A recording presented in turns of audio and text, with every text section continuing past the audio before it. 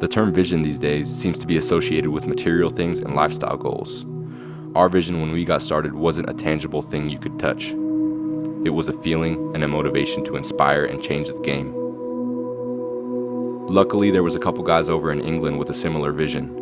We got together, and 3 years later, we changed the game, and we're loving every fucking second of it.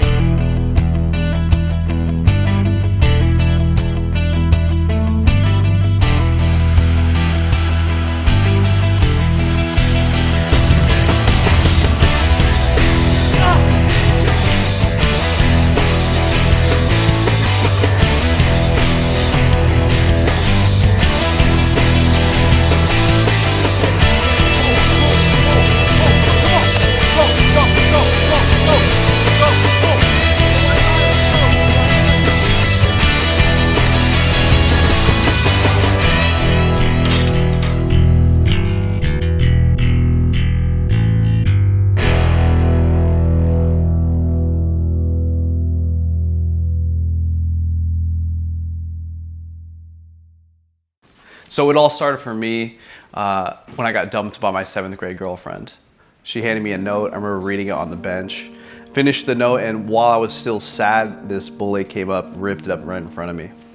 That summer, I decided that I was going to come back into the 8th grade completely different. I knew that I wanted to get abs, specifically just abs. I didn't know I could work out my other muscles. I just wanted some abs, and I knew that I thought that I'd probably get more girlfriends that way. And every single night, the entire summer, when my parents thought I was asleep, I'd just be in my bedroom listening to this like 6-minute abs CD and just doing the routine. Eventually I memorized the routine. I didn't have to listen to the CD anymore. I would just listen to music. I remember that same song. I know exactly how it sounds. And every night I just do my abs. I came back in 8th grade, and of course, abs had nothing to do with me getting more girls. I had just become more confident, and I did get some more girlfriends, but in 8th grade, nothing really happens, of course. You know, going into high school, I never really realized how kind of out of shape I was until I got a reality check. And that came in junior year, so 11th grade, when my buddy Brock, he was the linebacker for the varsity football team for my high school.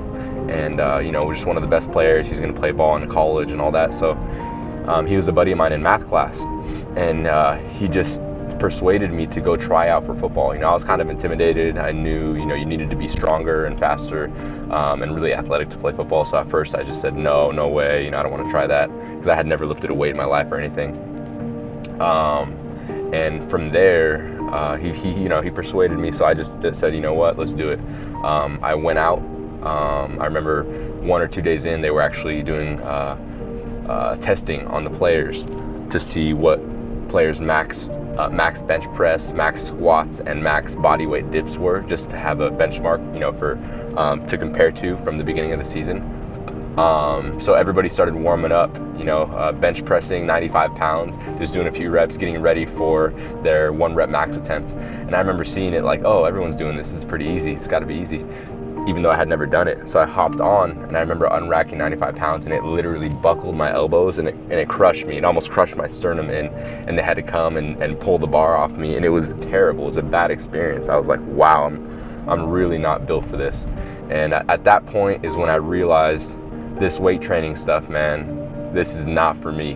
You know, these football guys are on another level, and despite it being a reality check, kind of in a negative way, that I realized I wasn't as strong as I wanted to be, or anywhere near as strong as even any of these other kids. It definitely and literally built a fire under my ass that I've never had in my life before. And I didn't really know it at the time, but that is what sparked everything.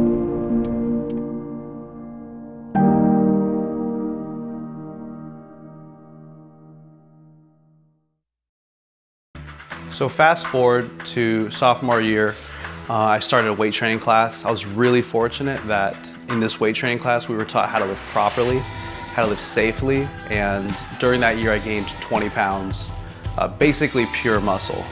And same with the next year. I really had no idea of where I wanted to get my physique. I honestly just wanted to improve every single day and just get stronger every single day. You know, the little money I had saved up, you know, in high school, I decided, you know what, I'm gonna put it towards my first gym membership. So I went to the local gym, signed up for my membership, and that summer, my summer vacation from school was about 3 months, so let's say about 90 days. For those 90 days, without missing a single day, so 7 days a week, I'd do abs and biceps for an hour and a half every day, 7 days a week, and run on the treadmill. So that was literally my routine, 7 days a week for 3 months, was treadmill, abs, and biceps. And that's all I knew. I literally did nothing else. So after lifting about 4 or 5 years, I decided I wanted to start putting myself out there on YouTube. It's crazy because when I began, there was nobody else doing what I was doing. Nowadays, you have just tons and tons of people that you can follow on Instagram, YouTube, and so on. And there's so many different models that you can follow and you could aspire to become like them. You know that there's money in it now. You can see it physically, people with their cars, their clothes, and so on. You know that you can make a ton of money. I had no idea what the money looked like, if there was any. I just wanted to give people value for free. And if something came from that and gave me back money or whatever, awesome, that's cool, but yeah.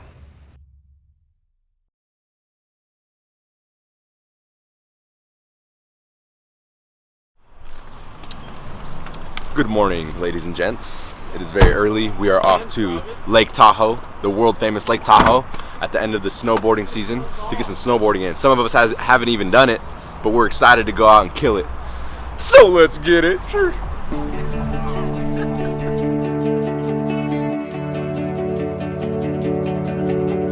Towards the end of 2012 was when Legends of Aesthetics was created. We started this new movement to start educating people on some science-based approaches to nutrition and training. The collaboration was strong. It was still early in the whole understanding of, you know, macro. I mean, would you say it was even recognized at that point still, the macro thing? That was still, yeah, it was really like niche. Yeah, super very small still. So our vision was to really globalize it. And in the meantime, we had 2 people across the globe with a similar vision of changing the game in a slightly different way. Well, yeah, so typically with a fitness company, whether it's supplements or clothing or whatever it may be, the typical thing to advertise or to bring awareness to that company is to just hire, you know, or was to just hire the most jacked, attractive, popular, you know, the IFBB pros and Mr. Olympias, hire them and then have them advertise. So we didn't have, you know, any big expectations or anything. We didn't know what to expect when we went to the UK for the first BodyPower in 2013.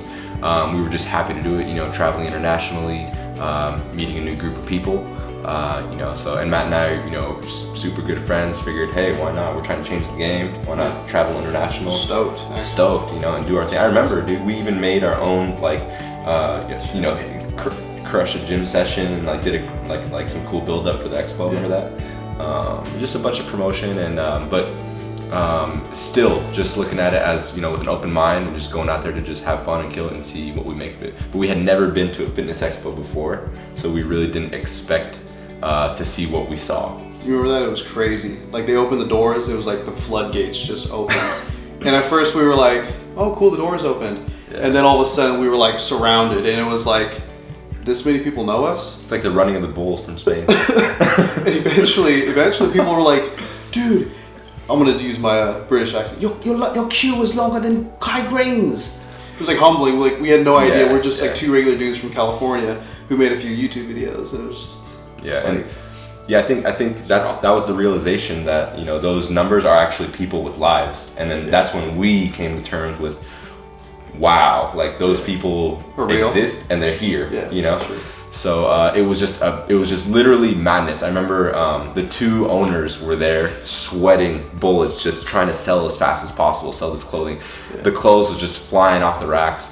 And keep in mind, you know, these guys that started this are even younger than us. They were under 20 years old, less than 20 years old. It's like crazy to see just how many people are now following some of the things that, you know, we've been preaching these last few years, the science-based nutrition and training, and everyone's making Instagram profiles and starting their own little fitness journeys and competitions and building up their subscribers and YouTube, and everyone's putting in a lot of work, and it's really cool. It's inspiring to see. And one of the most common things I get is like, Matt, how do I build something just like you've built?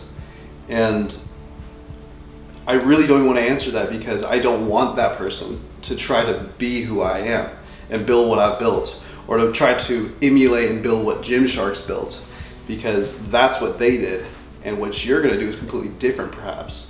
So again, it's not about you trying to be Matt Ogus. It's not about you trying to be Chris Lavado. You trying to be, you know, the people who started Gymshark. You have to understand what it is that really makes you happy. You know, something that that drives you to work without worrying about what it's going to get you in the future. You know, it should be something that makes you happy now. Whatever ends up getting you, wherever that takes you, it doesn't matter, but chances are it's going to be good, because you're going to be happy doing it along the way. And that's the most important thing, you know. Not having Matt's vision, not having my vision, having your vision and capitalizing.